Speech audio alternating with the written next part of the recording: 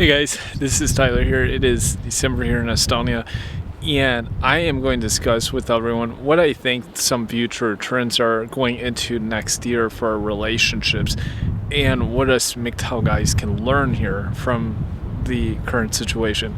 Okay, so for everyone who may not be aware, there's been a very high rate of divorces and separations in the West in countries like US and Canada and also in many other countries in Western Europe, Asia, all over the place, in fact. And I actually project this current trajectory is just going to get worse, honestly, going into next year.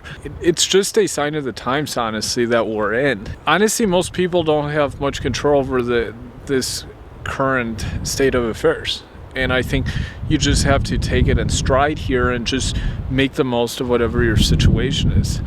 I would really urge guys, of course, to look into obtaining a second passport if possible, or second residency, or at the very least getting a passport for your native country and leaving if need be. Because I think more countries, honestly, are going to prevent guys from leaving, men and women from leaving the country. Politicians in power are going to the utmost extreme to stop people from having any freedoms, essentially. I mean, it's insane what the past year or so has taught us, and we also have to use this as an example that politics doesn't mean anything in the personal lives of most common people. It's not going to help your situation per se. It typically only helps the super elite, and that's it, honestly. So if you need a passport, get one so that if you need to leave, you can leave. I look at people now in the current situation in relationships and marriages, and I'm almost thankful that I don't have a relationship or marriage at the moment. I think for people who have kids and like a marriage, I think it's really bad, especially younger kids. I have an older sister with a family, and this is a whole different level of issues. And I think this is also going to really worsen in the coming year, in years to come. I think many people have realized that Western countries as a whole are not safe bets anymore. Governments that follow a Western system, they're not safe countries to be. And that's why I've really emphasized looking at other countries that offer more freedom and will continue to offer freedom into the future. Because many people think with the current crisis that we're experiencing that, the politicians are just going to any day now just start giving us our freedoms back. I don't think so, honestly. I think it's not at all going to be like this. I think it's just going to worsen. And we're already seeing Soviet Union 2.0 essentially all over the world. I think that the current relationship/marriage paradigm has not caught up. That's one thing I will say. Because if we look at women as a whole are slow adapters in general. There are exceptions. They are slow adapters. And there's certain elements of society that take a long time for the full impact or effects to start showing in society. And I think an example now is the current state of affairs with relationship. Maybe in some countries, as economies worsen, as people feel more threatened with freedoms, maybe it will improve relationship situations in some countries, because as we can see in history, when we see this common trend, unusually enough, some of the highest birth trends happen when people are under the most oppression. And this is actually unfortunate when it's sometimes the most optimal for guys in relationships/marriages. And I think it's going to take to the point where they're going to have been totally stripped of most everything they have for them to realize that if they're not with a guy, they're going to be in a really bad situation. And yeah, of course, there's winners, there's women winners from this situation.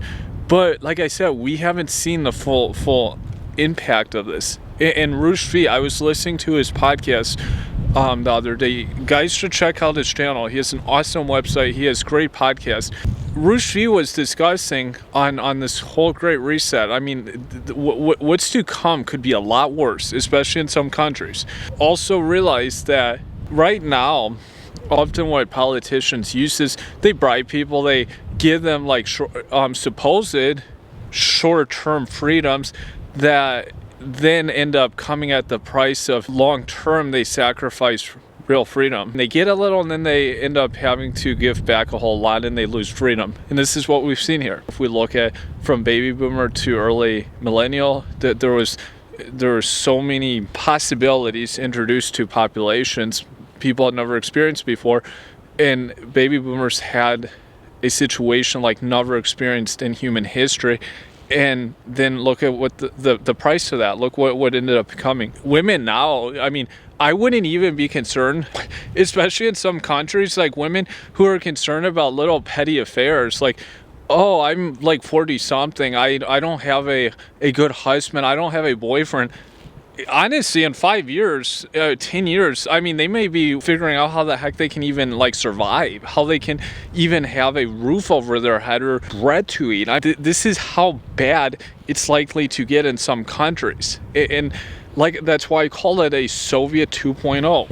And like I stated before, women are slow adapters. I myself invest in the stock market. My profession is in the financial sector. I also work as a day and swing trader.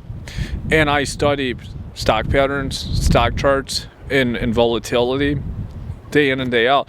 And I can tell you that typically in the markets, what I've noticed with the women day traders, I do some instruction with day traders also, they tend to buy stocks when they're too high.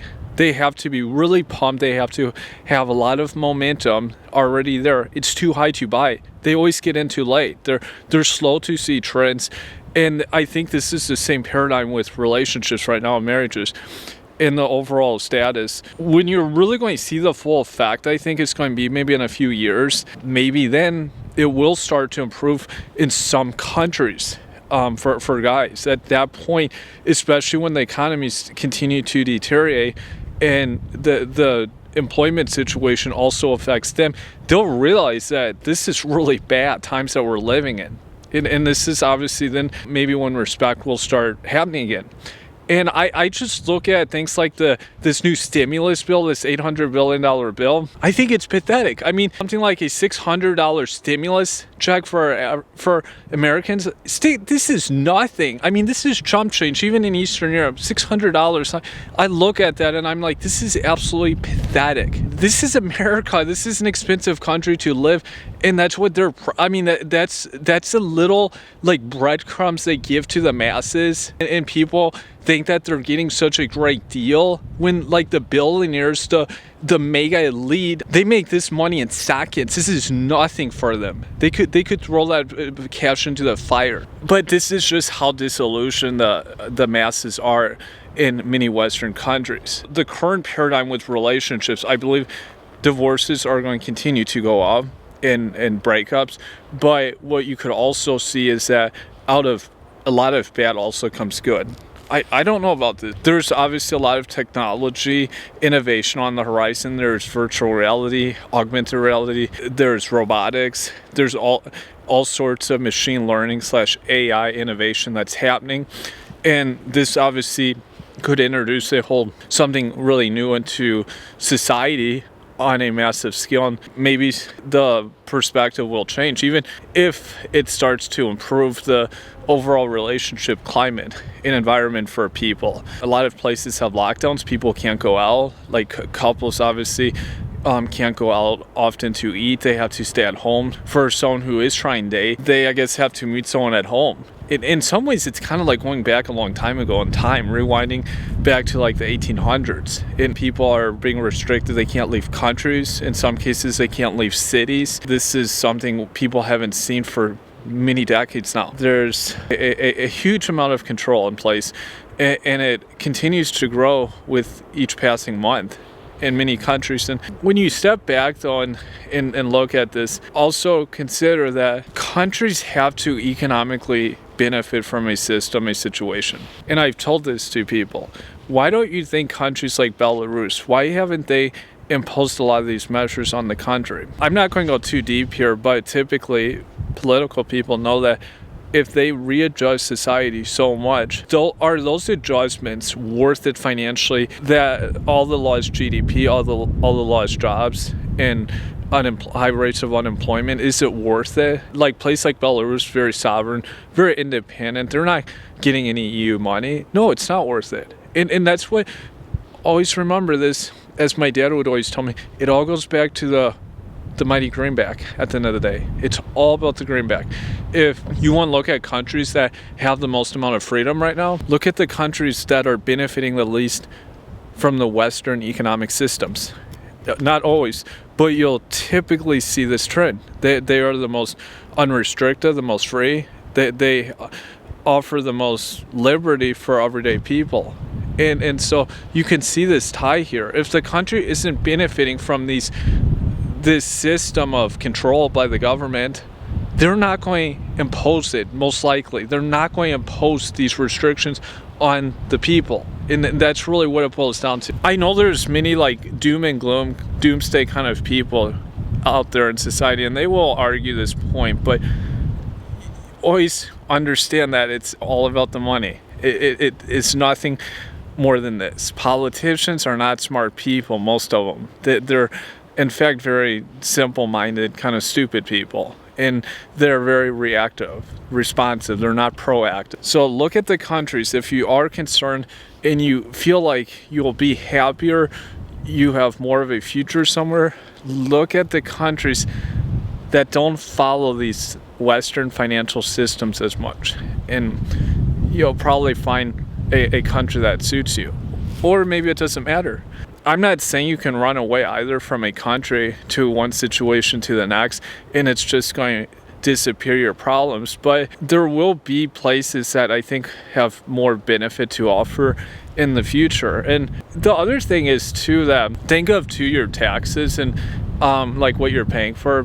People often, I think now especially, are becoming more astute with some of this. And in many states in the U.S., for example, people still want higher taxes, especially for wealthy or supposedly wealthy people. They want the tax rates to continue to increase in the U.S. and Canada likewise. Is this a system that you want to be under? And it's systems like this, obviously, that this stifles the relationship environment. This stifles marriages in like traditional man-women roles. It's these high taxes, obviously.